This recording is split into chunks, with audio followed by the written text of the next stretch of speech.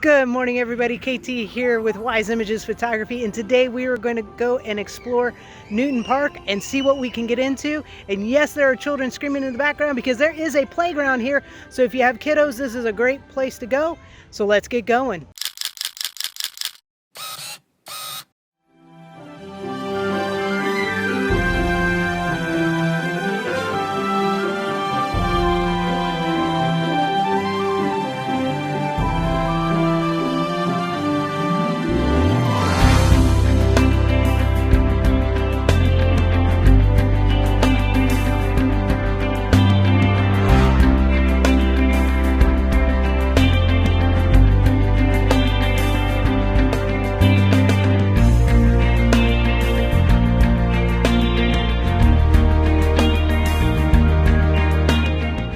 But let's go ahead and talk a little bit first about Newton Park. It's a very small park. It's located in the beautiful town of Winter Garden. If you've never been there, it's a nice, quaint little town. It's definitely starting to bloom and blossom and grow.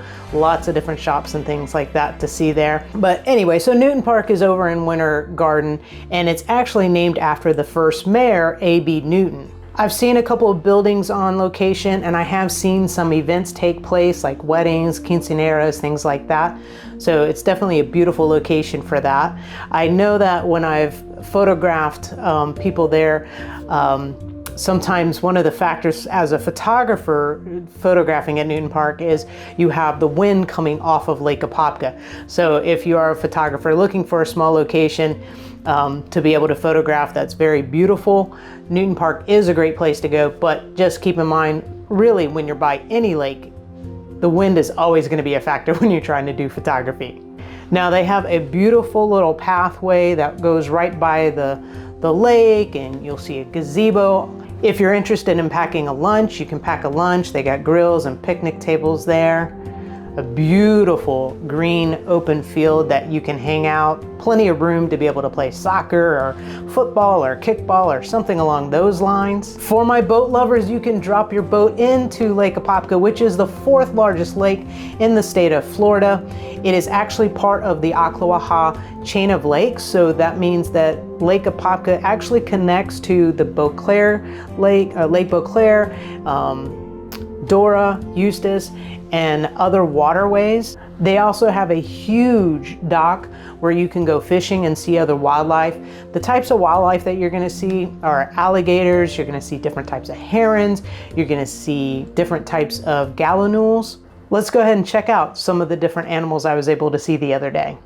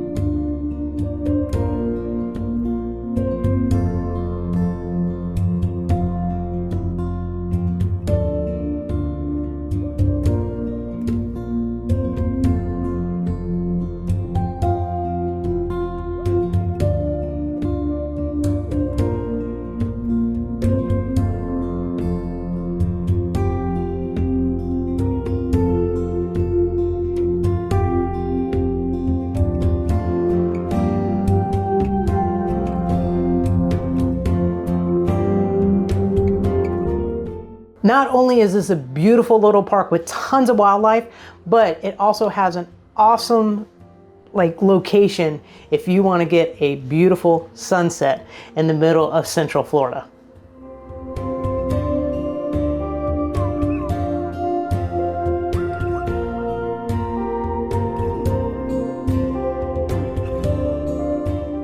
Before we go, I thought we would go ahead and talk about 3 different photographs that I took while I was out there. Here's a picture of the first picture that I took, and let's talk about this composition. I think this is a fantastic shot. There's nothing wrong with this shot. The fish is completely, it's exposed properly. Everything's exposed properly. The only thing is I wish that I had gotten the full reflection of the fish. I think that would have made it a little bit more fantastic. Whereas this one, we end up missing part of the reflection of the fish. So that's where I was a little bit disappointed in this particular image. But otherwise, I absolutely love it. And I think it's kind of hysterical because I remember when I was taking this picture of this anhinga, I was like, oh my goodness, like this is like, it's kind of like, ooh, look, it's a fish bird. I don't know. I was just like, oh, look, it's a new species. I kind of, my brain sometimes goes places. And I just thought it was a little bit hysterical how there was like, this fish was like in the air and, you know, the anhinga was just riding around with this fish. It was pretty awesome. So let's go ahead and take a peek at the next one. Now we have a different angle of the fish. And as you can see, the bottom of the fish where the belly is white is a little bit overexposed. I was having a hard time trying to compensate for the belly. And I also missed part of the fish here. And this last image, I still was having a little bit of difficulty with my exposure with that white belly because the sun was coming in straight onto the fish and from the angle of where it was.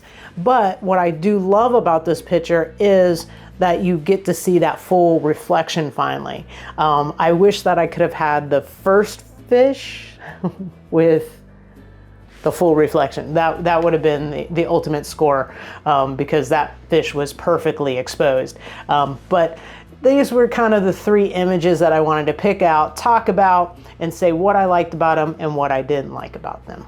Now, if this sounds like a fun place that you want to go and visit, make sure you hit that like button. Thank you so much for tuning in today. I greatly appreciate it. I know your time is valuable. Please, if you have not subscribed, go ahead and make sure you hit that subscribe button, hit that notification bell so that way you don't miss any future episodes. Now, if you find this helpful and you like this and you think one of your friends would like this too, please feel free to go ahead and share this with them, and so that way they can learn about nature photography and go on fun-filled adventures with us. I want to say that you are super awesome. And before we go, make sure you go ahead and tell me which was your favorite bird to see today in the comment section below. Have an awesome rest of your week, and I will see you later, alligator.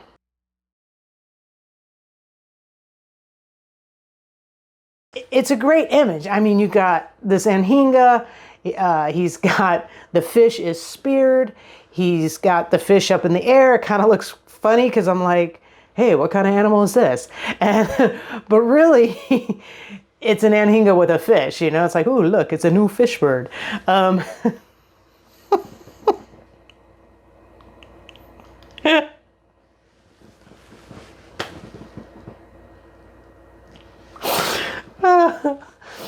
I don't know why that got me.